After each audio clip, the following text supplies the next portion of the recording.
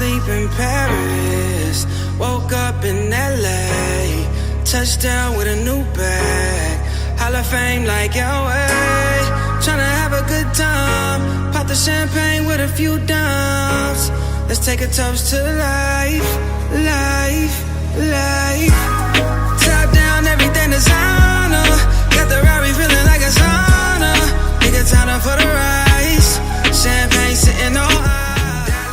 I want to take this opportunity to welcome the legendary Zola from South for Great Britain. In this segment, I'm trying to introduce Zola Bud. At the 1984 Olympics between Zola Bud and Mary Slaney. But that's besides the point. We're catching with Zola in Zola's retired in the United States, the family.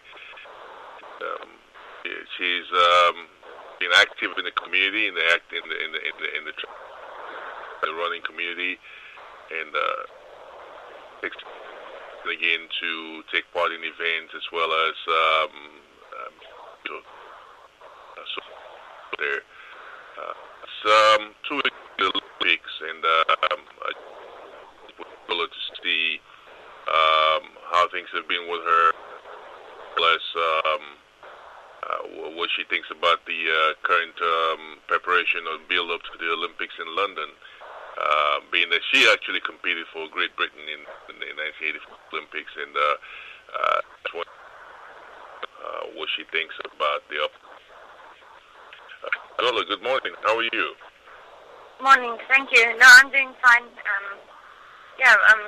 Running's going well, and yes, I'm doing well. Okay, what are you up to these days, years after you've retired? I don't think I've ever really retired from running. I kept on running. I never stopped running because I really love running too much. And but this year I attempted I did three ultra marathons this year. So this was something new for me. I did the two oceans in South Africa as well as the Lost Corp, and then the big one, the Comrades. That was in June. So that was my aim for this year to finish the Comrades. Okay. Actually, just read something about that for ultra marathon. What is that?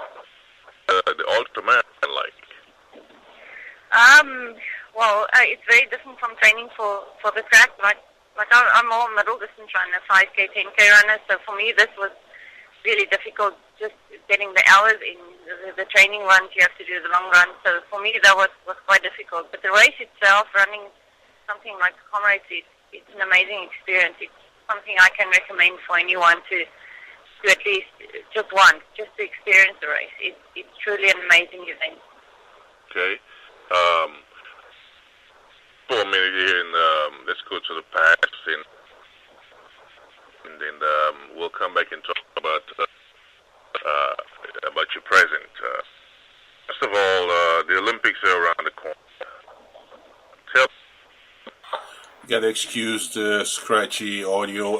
Like I said, in this section, I'm trying to get Zola to talk about. I think it's always an exciting time when the Olympics come around. I always love watching the Olympics. With the addition of tennis, the last few Olympics has made it even more exciting because I love tennis as well. So it's always an exciting time of the year for any athlete and any runner at any level to know the Olympics going on and to watch. That's my general feeling about the Olympics, yeah. You started your career very young, and you were noted you had a trademark. You were one of those athletes there, besides coming from Africa, who ran barefoot. What developed that knack for barefoot?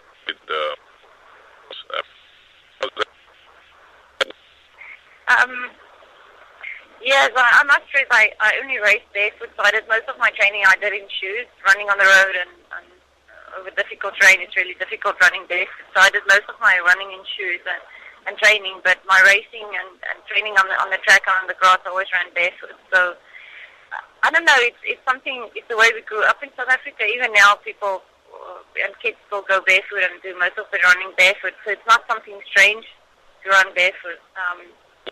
So for me, it was just natural to continue running barefoot, even at an international level. Okay. Get to one of the most obvious. Takes us back to that infamous incident between you and Mary Slaney at the Los Angeles Olympics of 1984. I know this is something that you rehashed over, but can you say what happened that day? Happened? I think I have a subjective point of view of what happened, but from my own experience and what I can remember, I've never watched any footage of the race ever after that. I don't think I ever intend to, but anyway, what I experienced was the pace was slacking, and because I was running barefoot, when you run barefoot, you can't run in a big bunch. You either have to run wide or in front or right at the back. And Mary was leading, but the pace was slacking, so I felt I had to go to the lead because I was getting spiked. And when you run barefoot, you get spiked underneath your feet as you pick up your feet at the back. So it's quite painful, and you have to make sure that you run safely as well when you run barefoot. So I had to go to the front and lead. And I think probably the same thing for Mary. She's not same with me. We're not really used to running behind people in a big bunch of people. And I realized something had happened because I felt that someone shoved me. I felt a big shove, but it was happening right throughout the race, so I didn't really pay any attention to it. And then the crowd started booing, and as I came around the next lap, I saw Mary lying on the inside of the track, and that's my experience of the race. In so many media circles, you were a villain. I mean, I know you said you haven't really watched any footage of that. In this section, I try to ask, basically outline that some media circles have tried to villainize Zola over the incident. How you felt after the race and press view, any time to actually listen or any feedback about what happened and feel about what the press made you do. I think the American press made me out to be the bad one in the whole incident. But if you look at it from a purely running point of view, I don't know. I don't think I was to blame.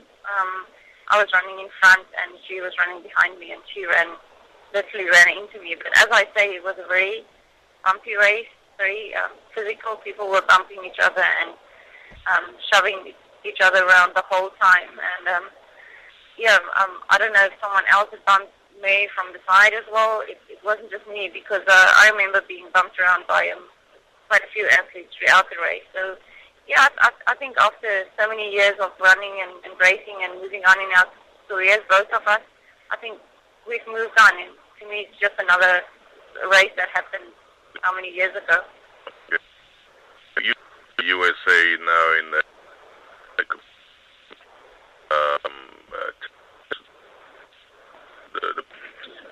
vibe you get when you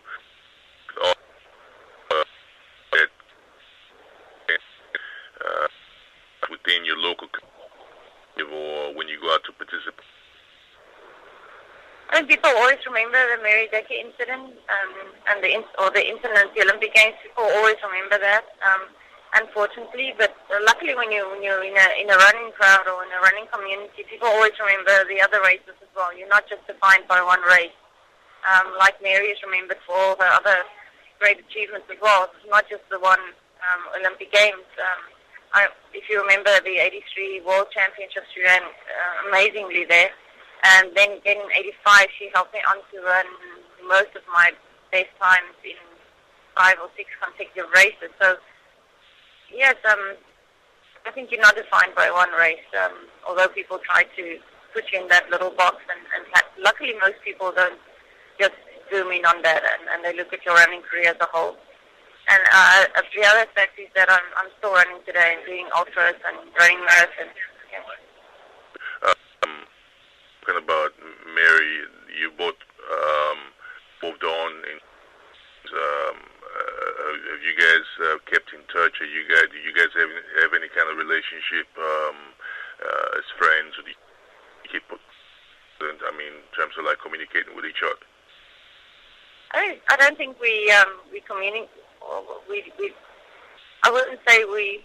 I think we respect each other as runners. And after the '84 Olympic Games in '85, as I've said, I raced against her, and she had a great year in '85. She ran amazing times and races in '85, and she helped me to run all my PBs behind her. So I think it was more or less settled then. And then again in '92, I think we ran a street mile in Australia. So yeah, I don't think there's any animosity left or anything like that. No. Do you communicate? No, we're not communicating. No. Okay. All right. Originally from South Africa, in the Olympics. Tell us a bit about the you back in Africa. I grew up in South Africa and I've lived there most of my life. I only moved to the USA about 4 years ago, and that's when I was taught my running and how to train and how to race and living and growing up in South Africa when I was young was still very, very innocent, very. I remember going to races, running barefoot, training barefoot. Still nothing special. It was just a normal life I led in South Africa, which was a great opportunity for me because I was allowed to train and see great runners. I grew up in an area which produced amazing runners. So I was privileged to live in that era and in that area of South Africa as well because it was at altitude and that helped us as well. What is your view about what was happening in South Africa growing up in the apartheid system, which in this segment I'm trying to ask about the issue of apartheid.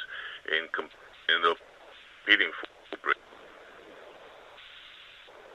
Yes, yeah, I don't want to get into politics. I've always thought of myself as an athlete, and I just don't want to go there. I just don't want to answer any questions about politics, and I just think it's unfair why people zoom in on me and to ask me questions about politics, and they don't ask political questions to any other athletes. They don't ask any sort of questions of any American athlete about the invasion in Iraq, but I have to answer questions about apartheid in South Africa, and I think it's unfair.